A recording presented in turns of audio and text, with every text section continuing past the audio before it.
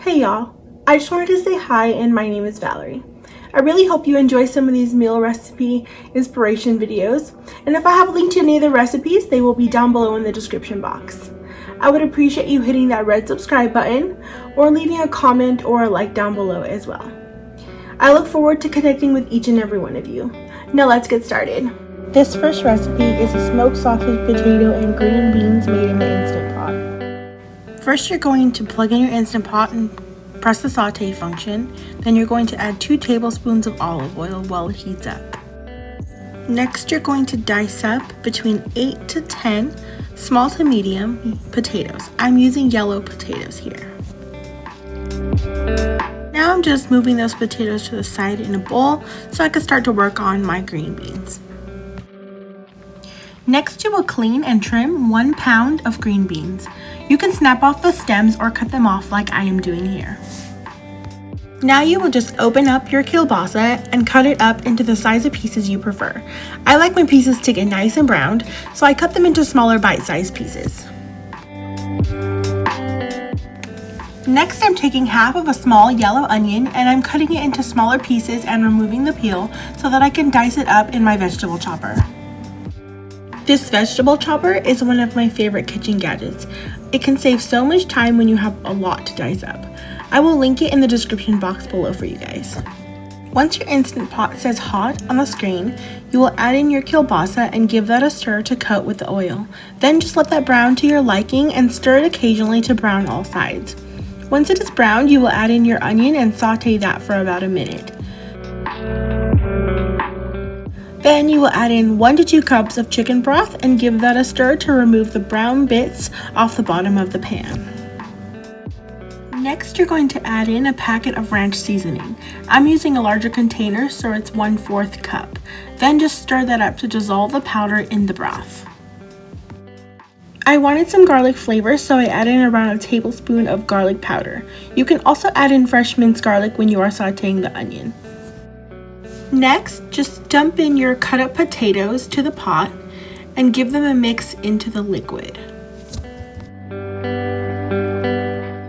Then place your green beans on top of the potatoes and place your lid on the pot. Make sure that your valve is set to the sealing position.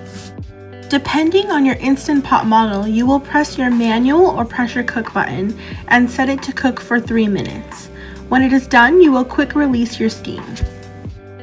I went ahead and made a can of crescent rolls to go as a side for the dish. This is one of our favorite meals and it is so easy to make. This next dinner is some easy pinto beans and cornbread. Keep watching to see how I make it. For this super simple crock pot recipe, you do not need to soak your beans. Just go ahead and dump all these ingredients into the pot. Y'all, I tried to double this recipe and I would not recommend it. It did not leave a lot of extra space in the pot for any extra broth.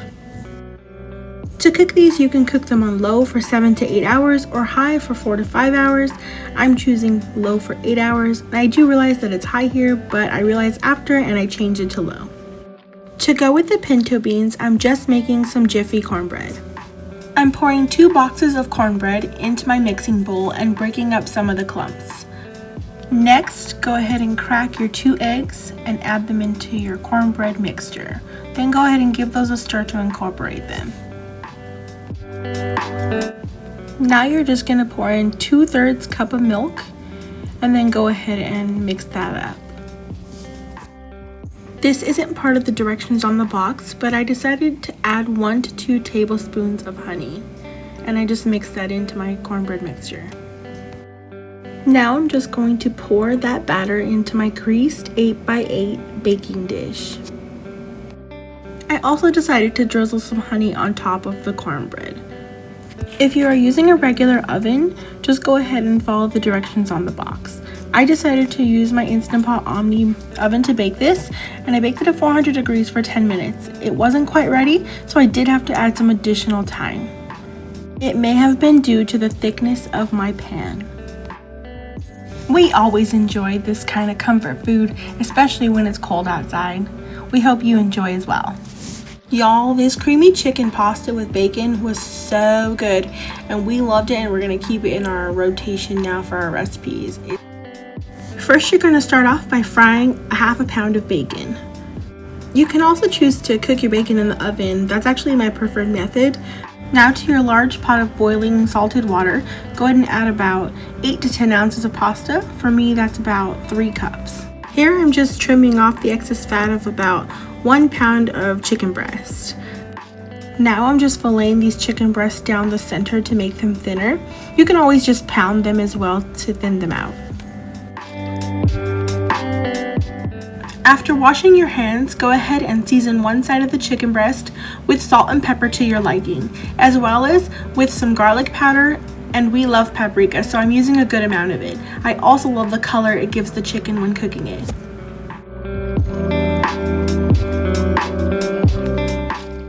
Now, whether you chose to fry up your bacon on the stove or cook it in the oven, go ahead and reserve about 2 tablespoons of that bacon grease to cook your chicken in. You can also use olive oil if you need. It's about 2 tablespoons. Then I'm just making sure each of those chicken breasts have some oil under them, and then I'm going to season this side the same way I did the other side. You're going to cook your chicken for 4 minutes on the first side and then flip for an additional 4 minutes for a total of 8 minutes, making sure that they are browned and the centers are no longer pink. If you have a meat thermometer, go ahead and test that for 165 degrees Fahrenheit. That's when it's safe inside. Now I'm just putting the chicken on a plate, and I'm gonna go ahead and set that aside. One of my chicken breasts wasn't quite cooked, so I did need an additional couple of minutes to cook up. Now to your hot skillet, go ahead and add about a tablespoon of butter, and then you're gonna add in about 3 cloves of minced garlic. I might add it a little more because we love garlic. Now go ahead and stir your garlic into your butter and saute that for about a minute. Then you're gonna add about a cup of diced up onions. Then go ahead and stir your onions into your butter and saute those until they are translucent. Next, I rinsed and drained about 2 cups of baby spinach. I'm gonna go ahead and give that a stir and let that wilt down. I didn't quite feel like it was enough spinach for my liking, so I went ahead and added about another additional cup and rinsed that and drained it as well. Now I'm just adding in a 14.5 ounce can of diced tomatoes. These are seasoned with basil, oregano, and garlic. You can also cut up your own tomatoes and use fresh tomatoes as well. Now I'm just going to season the sauce with about a teaspoon of salt, 1.5 teaspoons of paprika, 1 teaspoon of Italian seasoning, and about 1.5 teaspoons of garlic powder. Now just give that a good stir to incorporate all your seasonings into your sauce. Next, add in 1.5 cups of heavy cream and bring the mixture to a boil. Then reduce to a simmer and slowly add in 1 cup of Parmesan cheese. I just slowly add in the Parmesan cheese and keep stirring it until the cheese melts and makes the sauce nice and creamy. It's very important when you're incorporating cheese into a hot sauce that you mix the cheese in slowly, or it becomes a weird consistency. It's almost like gum.